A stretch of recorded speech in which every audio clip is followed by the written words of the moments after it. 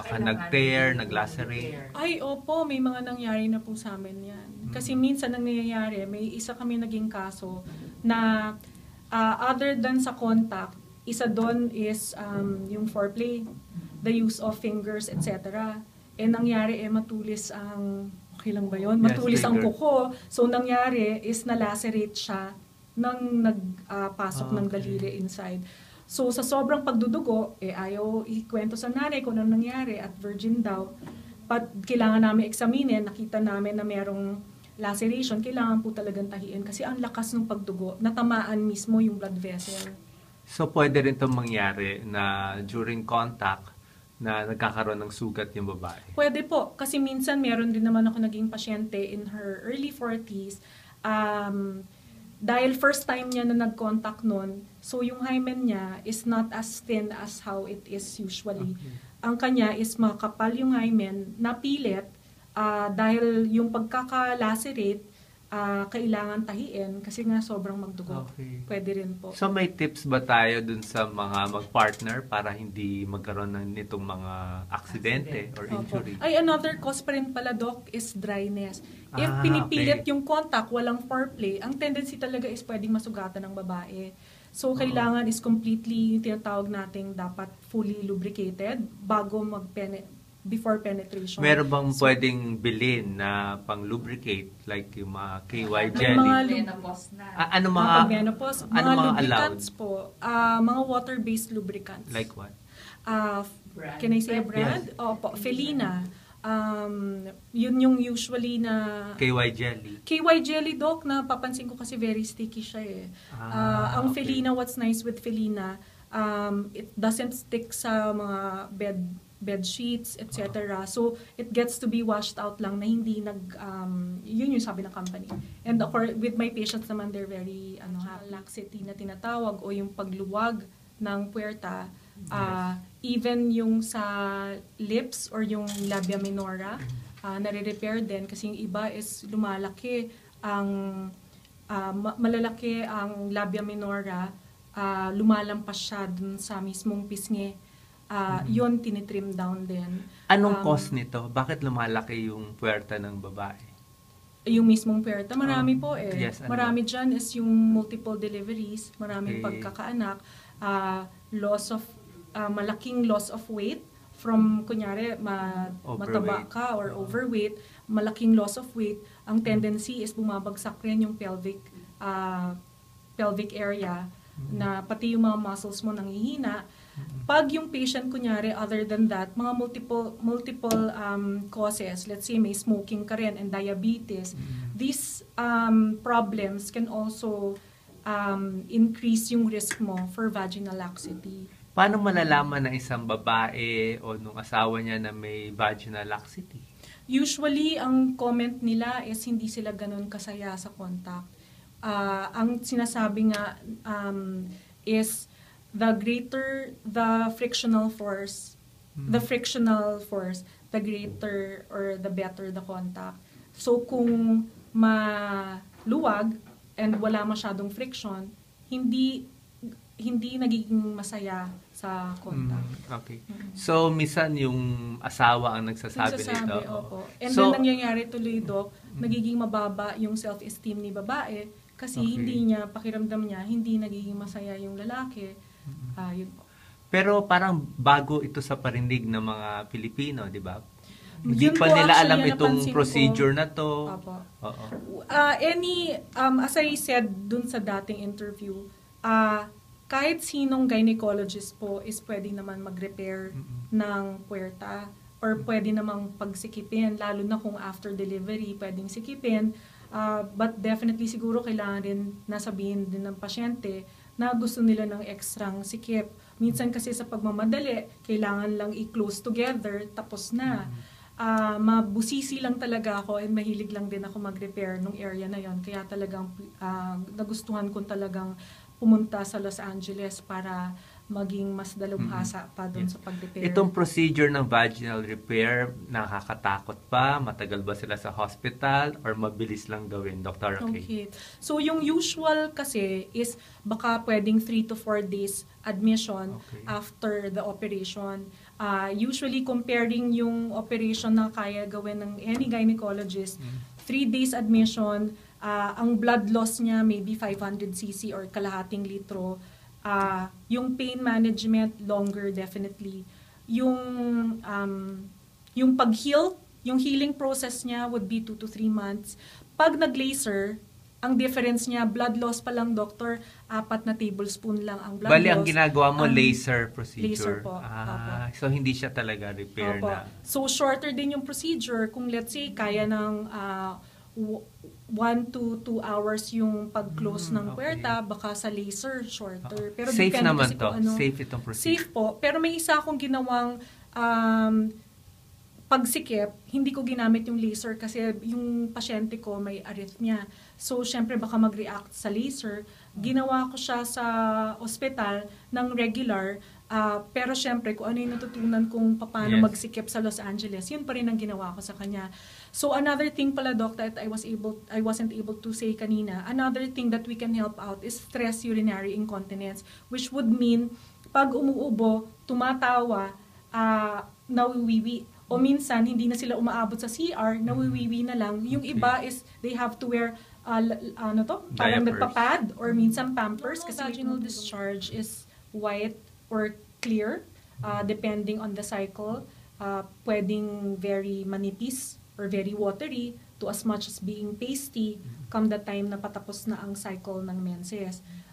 Yun yung normal, dapat walang amoy, yun. At hindi siya nangangate sa puwerta. Okay. Pero pag naging infection siya, pwedeng maging yellow, green, or minsan gray. Definitely may amoy. Minsan may blood tinge. Pag nangyari yon, kailangan nyo pa-check sa doktor kasi pwede siyang maging as simple as bacterial vaginosis or yung may bacterial infection lang yung sa wiwi. Kung makati naman na buo-buong puti, tinatawag namin yon yeast infection. Kung other than that, may ibang findings, let's say, minsan nga may nakikita pa kami parang bubbly, mga trichomoniasis. But kung other than that, kung iba pa din, minsan nagtetest kami ng gram stain para malaman kung baka naman kailangan siya i-test for sexually transmitted disease, mga gonorrhea. Pero let's say wala naman siyang STD, tapos kung possible na bacterial or fungal infection, ano bang remedy? Ano bang treatment ninyo? Naglalagay lang ng suppository or ano bang ginagawa? Marami po kasing pwede eh. Meron mga oral antibiotic, pwede rin namang suppository. Yun nga lang, sa buntis, ayaw namin nagbibigay ng... personally, I don't like giving oral antibiotic sa buntis pag may vaginal infection, more of suppository. So, kailangan nila talaga magpa-check up sa isang OB para malaman kung ano yung lumalabas na discharge. Opo, kasi marami na ako, Doc, narinig na minsan tatry nila i-treat on their own kung alcohol ang nilagay dyan o suka. Although ang suka is a natural way. There are old ways of panghugas daw sa puwerta, etc. But I don't go for the suka eh. Depending on, lalo na kung gagawin ng pasyente on her own, I would still rather pag dun sa puwerta, it has to be seen by the doctor. Ano ba yung tamang paraan na paglinis ng puwerta? Ang tamang paglinis, kung nag-uwiwi lang, definitely wash with water. Kailangan i-touch or hugasan mismo yung pisngi kasi doon napupunta yung wiwi o yung mga urea, yung amoy ng wiwi, doon kailangan tanggalin. And syempre, may mga discharges na naiiwan at kailangan tanggalin. Pero kung kunyari naliligo, kung ano yung sabon mo sa katawan, pero wag naman harsh na soap, usually baby soap, pwede na. Even baby soap doon eh. Pwede. Ngayon lang naman nauuso ang mga feminine wash. Pero kung ano ang favorite mong feminine wash, okay lang din. Pero may mga pasyente minsan na allergic sa feminine wash, baby soap pwede na. Pag ang wash, yung labas lang ang hinuhugasan ng puwerta, right. wag na sa loob. Hindi na. Ayaw namin ng douche. Ang douche is putting pressurized fluid inside the vagina. Putting pressurized fluid in the vagina, pwede po mag-increase ang risk ng vaginal, hindi lang vaginal infection, kung hindi, even pelvic inflammatory disease. Another topic na naman yan na malaki. pag-usapan. Delikado po yun. Kasi pwede pong ma-admit ang pasyente to as much as matanggal ma-hysterectomy kung grabe ang infection o nana sa babaeng baby. Kailangan po una regular ang mens ng babae. Dapat 28 days. Kung nagpo-40 days ka or 24 days ka lang, kailangan mo magpa-check up sa OB para ma-regulate ang menses mo na dapat 28 days ang dating. Kung 24 or 26, may pagka nahihirapan ako noon kailangan ko baguhin yung cycle. Pag 28 days ka, alam natin na 2 weeks or 14 days bago ka magkaroon ng mens, doon ang babae nangingitlog. Pag irregular ang mens mo, hindi mo ma-pinpoint kung kailan mangingitlog Pero kung 28 days, let's say sabihin natin day 14 ka mangingitlog, pag lalaki, doon at doon ka lang magkukontak. Pag babae, hanggang day 20, hanggang mula katapusan ng menses mo, hanggang day 12, doon ka lang magkukontak. Dahil pag babae. Bakit? Dalawa ang sperm, male and female sperm ang nasa lalaki. Ibig sabihin nun, ang male XY, ang female XX. Pag pumasok yan sa babae, ang male, sinasabi nila, mabilis mag-swim, pero 24 hours patay na. Ang babae, mabagal mag-swim, pero 3 days, minsan 4 days, 5 days pa buhay inside the uterus. Kaya, pag hanggang day 12 ka lang nag-contact, by day 13 wala na ang boys, pero hanggang day 14, 15 buhay pa ang girls, babae, anak mo. Okay. At kailangan nila na mag-consult sa OB kasi makakatulong ang mga ultrasound. Yes. Lalo na doktora pag lalaki. Dahil 24 hours lang ang period mo para mag-sure kang lalaki, pag in-ultrasound ka na nakita mong nangingitlog na, ay, uwi na. Mag-contact na po kasi sure po na lalaki yun. Paano malalaman ng babae na nag-ovulate siya na day 14 siya? Kailangan ba talaga ultrasound o may ibang way? Yun po, pag kung kunyari, definitely po ultrasound. Another one is by temperature, pero hindi siya 100% kasi. Yung tinatawag natin na basal metabolic, yung temperature regulation, na pag tumaas ang temperature mo, lahat, parang everyday kailangan ka mag-temperature check. Pag day 14, usually dun sa pinakamataas na temperature ka. Dun mo nalalaman ang ovulation. May mga lumalabas rin palang mga kit. Can I say the brand? Yeah. It's Ovatel. Pag gagamitin mo yung kit na yon, may directions din siya. Aalamin mo, doon makikita. Pag sinabi niya na tumataas ang hormone mo, na nag-ovulate ka, doon ka rin pwede na mag-contact. Pero hindi mo mahuhuli yung pang-babae na 2 days before? Highest percentage ko, doktor, ang babae. Kasi hindi mo kailangan siyang hulihin kaagad. Ang pinakahuli mo kaagad siya kasi hanggang day 12 ka lang magkukontak. Ang pinakamahirap is lalaki kasi wala kang contact until day 14 hintayin mo. After day 14, dun ka lang mag-contact. Pag lalaki gusto mo, after nun wala na namang contact. Or magkukondoms ka para hindi ka na magbuntis. Dun sa mga nag-add kasi ng mga araw dun sa mga sinasabi ko, Naging babae. 50-50 lang. Pagkain kakainin, ano naman mga iiwasan ng mga drinks at pagkain din? Okay. Ang mga iiwasan po ng mga pagkain, usually ayaw namin ng raw food. Ang worry namin sa raw food, like mga sushi, mga sashimi. Kilawin. Kilawin. Kung hindi ikaw yun ang prepare or hindi ka sigurado na fresh yung meat or isda na bibilin mo, ang worry namin doon is worms. And ang hirap po mag-deworm ng pregnant. Marami po masyadong gamot and hindi rin tayo masyadong sigurado dun sa gamot.